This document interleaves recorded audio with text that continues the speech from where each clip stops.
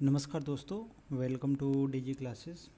तो आज के इस वीडियो में हम लोग देखेंगे कि जो हाल ही में इंटेलिजेंस ब्यूरो की तरफ से सिक्योरिटी असिस्टेंट का जो नोटिफिकेशन आया है, सिक्योरिटी असिस्टेंट या एग्जीक्यूटिव जिसे हम कहते हैं 2025, इसके बारे में हम लोग देखेंगे। तो चलिए स्टार्ट करते हैं अपना वीडियो।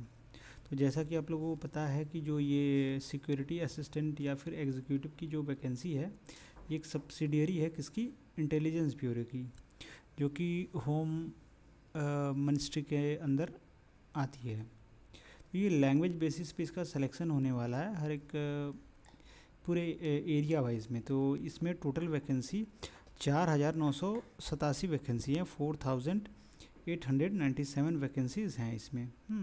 तो इसमें स्टेट वाइज, एरिया वाइज, इसमें सारा का सारा जो सीट्स हैं वो डिवाइडेड हैं। जैसे भोपाल में अगर देखा जाए तो हिंदी लैंग्वेज की ज़रूरत है, इसमें यूआर के लिए 36 सीट है, ओबीसी एनसीएल के लिए 13 है, एससी के लिए 12 है, एसटी के लिए 17 है, ईडब्ल्यूएस के लिए 9 है और टोटल 87 सीट्स हैं। ऐसे दिल्ली के लिए हिंदी, पंजाबी और उर्दू जो भी अगर आप सिलेक्शन लेते हैं तो ये तीनों लैंग्वेज आपको आनी चाहिए। वैसे चेन्नई के लिए तमिल आना चाहिए, देहरादून के लिए हिंदी, गुवाहाटी के लिए असमी, सेंथली, बंगाली, नेपाली, बोडो, मिशी, दिमासा, राभा, तीवा, कुकी, हम्र, ये अलग अलग लैंग्वेज हैं। जिस स्टेट में अगर आप सब्सिडियरी में जाना चाहते हैं एसआईबी में, तो वहाँ ये सब लैंग्वेज आएगी तभी आपका सिलेक्शन होगा। तो जैसे लखनऊ में अगर आप काम करना चाहते हैं तो आपको हिंदी आना चाहिए, मेरठ में हिंदी आना चाहिए, मुंबई में मराठी, कोंकणी और ईरानी आना चाहिए, नागपुर में मराठी, पंजाबी, उर्दू, गोंडी और मडिया आना चाहिए, पटना में हिंदी आना चाहिए, पणजी में कोंकणी और मराठी आना चाहिए। तो ये सब लैंग्वेज हैं। अगर ये आपको आता है तो उस जो भी लैंग्वेज आपको आता है उसके बेसिस पे वो आप सब्सिडियरी चूज़ कर सकते हैं। तो चलिए आगे देखते हैं। जैसे ओवरऑल टोटल 4,987 वैकेंसीज़ हैं, जिसमें से ओबीसी के लिए 1,115 वैकेंसीज़ हैं, 1,015 वैकेंसी हैं, और यूआर के लिए हैं 2,471, एससी के लिए हैं 574 और एसटी के लिए 426 और ईडब्ल्यूएस के लिए हैं 501 वैकेंसी हैं। हाँ, तो ये टोटल रहा वैकेंसी। तो अब आते हैं जैसे इस पोस्ट का क्या है क्लासिफिकेशन, पे स्केल क्या है, एसेंशियल क्वालिफिकेशन वगैरह हम सारा चीज़ जान लेते हैं। तो जो ये पोस्ट है ये सिक्योरिटी असिस्टेंट का पोस्ट है। जो ये क्लासिफिकेशन है इस पोस्ट का, ये जनरल कैडेट सेंट्रल सर्विस है, जो कि ग्रुप सी का non gazetted non ministerial service है। पे स्केल आपका रहने वाला है बेसिक पे 21,700 से लेके 69,100 तक, ये बेसिक पे आपका रहने वाला है। इसके बाद से आपको जो अलाउंस वगैरह मिलते हैं वो सारे मिलेंगे, और स्पेशल सिक्योरिटी अलाउंस मिलेगा 20% of basic pay in addition to other government allowance, और कैश कंपोजिशन मिलेगा in lieu of duty perform on holiday पे अगर आप ड्यूटी करते हैं तो उसका भी आपको कैश कंपनसेशन मिलेगा, subject to a ceiling of 30 days. 30 दिन आप अगर करते हैं तो उसका 1 महीने का आपको सैलरी बन जाएगा आपका। अगर एसेंशियल क्वालिफिकेशन देखें तो 10 पास होना चाहिए कहीं से भी रिकॉग्नाइज बोर्ड से, और पोजीशन जहाँ भी आप अगर जिस सब्सिडियरी में आप अगर आप वो अप्लाई कर रहे हैं तो वहाँ का डोमाइसल सर्टिफिकेट रहना चाहिए, और knowledge of any one of the language dialects mention in table above against each SIB. तो जैसे इसमें 5-6 लैंग्वेज दे रखा है तो इसमें से आपको कम से कम एक लैंग्वेज आनी चाहिए। और डिज़ायरेबल अगर क्वालिफिकेशन है, फील्ड एक्सपीरियंस है इंटेलिजेंस वर्क में, तो आपको प्लस पॉइंट रहेगा।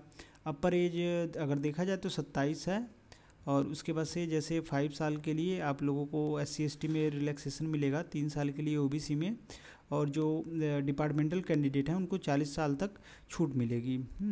कम से कम वो 3 साल रेगुलर और कंटिन्यूस सर्विस किए हों। तो ये तो रहा एज लिमिट के बारे में। और देख लेते हैं जैसे नॉलेज ऑफ लैंग्वेज है, तो कैंडिडेट अप्लाइंग अगर किसी भी सब्सिडियरी में आप अप्लाई कर रहे हैं तो वहाँ का लैंग्वेज आपको कोई एक ना एक, कम से कम एक आना चाहिए, पढ़ लें, लिख लें और बोल लें। और आप ये जो सर्विस लायबिलिटी है आप इसको ऐसा मान के चलिए कि आपका पोस्टिंग अगर आप मान लीजिए आप अप्लाई कर रहे हैं पटना के लिए, तो आपकी पोस्टिंग ज़रूरी नहीं है कि पटना में ही हो सकता है आपकी पोस्टिंग साउथ में भी हो जाए, केरला में हो जाए, ऑल ओवर इंडिया हो सकता है आपका। तो इस बात का ज़रूर ध्यान रखें अप्लाई करने से पहले। अब चल लेते हैं हम लोग एग्ज़ाम पैटर्न का। तो ये एग्ज़ाम 3 टायर में होगा, टायर 1, टायर 2 और टायर 3। टायर 1 और टायर 2 पेपर रहने वाला है, क्वेश्चन रिटन एग्ज़ाम ऐसे हम कह लें, जिसमें टायर 1 रहेगा एमसीक्यू टाइप का और टायर 2 रहेगा डिस्क्रिप्टिव टाइप का, और जो टायर 3 है ये इंटरव्यू या पर्सनालिटी टेस्ट रहने वाला है। जैसे टायर 1 में देख लें कि हर एक क्वेश्चन 1 मार्क्स का रहने वाला है, 5 पार्ट्स में डिवाइड होंगे ये सारे पेपर, और 20 क्वेश्चन रहेंगे 1 मार्क के हर एक सेक्शन में।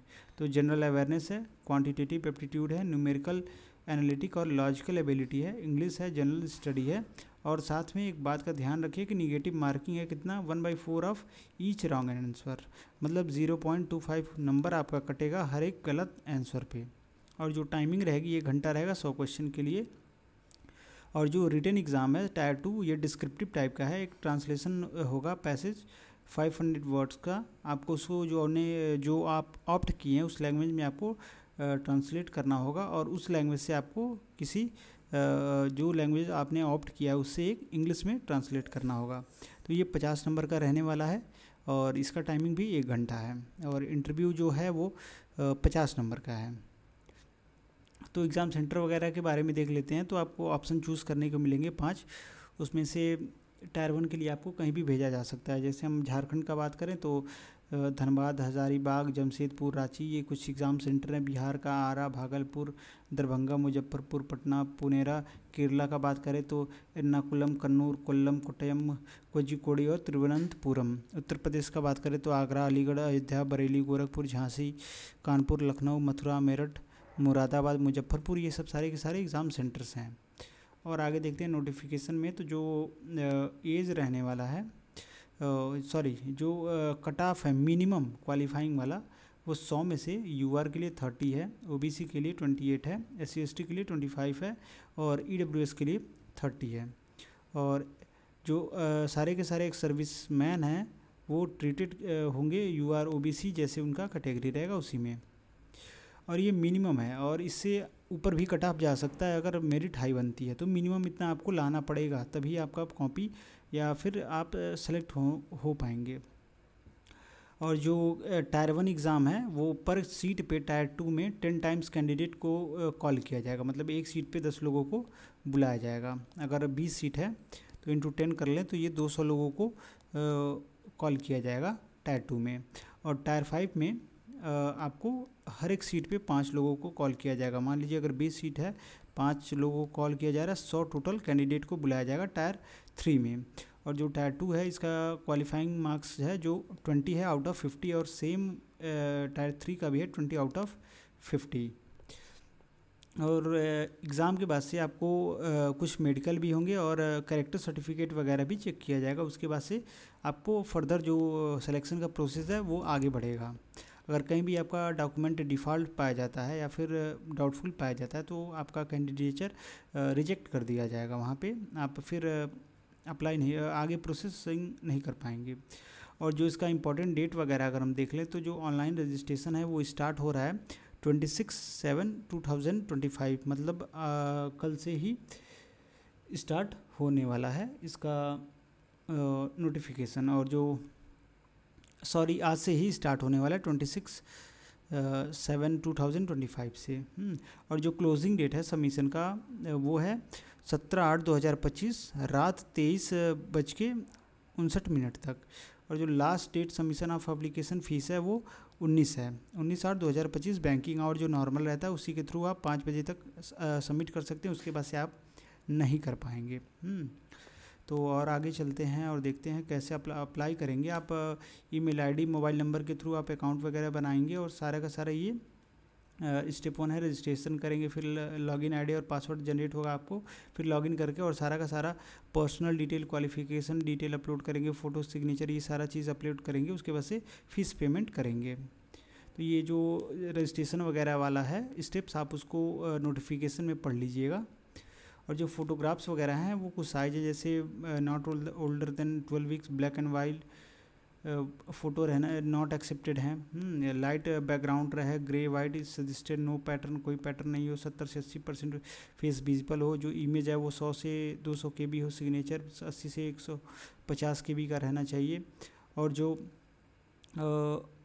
ऑनलाइन एप्लीकेशन है वो सबमिट हो गया तो ऑटोमेटिकली रिडायरेक्ट हो जाएगा एग्ज़ाम फ़ीस के लिए, जिसमें 100 रुपया एप्लीकेबल है और 550 रुपया प्लस बैंकिंग जो प्रोसेसिंग चार्ज है वो रहने वाला। आगे उसके बारे में भी हम लोग देखेंगे।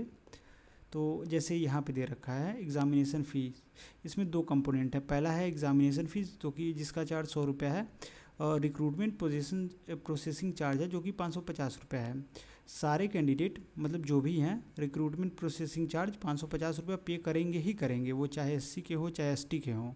उसके अलावा अगर आप UR हैं, EWS हैं या OBC कैटेगरी में हैं तो आपको 100 रुपया एग्ज़ामिनेशन फ़ीस भी देना है in addition to recruitment processing charge, मतलब टोटल आपको 650 रुपया पे करना है। और जो SC ST वाले हैं वो लोग 550 रुपया पे करेंगे, और जो पेमेंट है एग्ज़ामिनेशन फ़ी उनको एग्जम्प्ट कर दिया गया है। तो ये फ़ीस पेमेंट का रहा। और जो मोड ऑफ पेमेंट है इसको आप ऑनलाइन या ऑफलाइन भी कर सकते हैं, DD वगैरह बनवा के। ये सब सारी चीज़ें इसमें दे गई हैं, आप इसको पढ़ लें। तो इसमें बस इतना ही और अब कुछ है नहीं। तो ये सर रहा इस सिक्योरिटी असिस्टेंट के नोटिफिकेशन के बारे में। अगर इसमें आपको कहीं डाउट लगता है, अगर कोई क्वेश्चन है, कुछ पूछना चाहते हैं, जानकारी लेना चाहते हैं, तो आप हमें कमेंट करके ज़रूर बता दें। और अगर अभी तक आपने हमारा अगर YouTube चैनल सब्सक्राइब नहीं किया तो प्लीज़ सब्सक्राइब कर लीजिए और बेल आइकन भी दबा लीजिए, जिससे आपको जो भी नोटिफिकेशन वगैरह हैं सारे के सारे आपको मिल जाएं। तो चलिए आज के लिए बस इतना ही, फिर मिलते हैं नेक्स्ट वीडियो में। Thank you.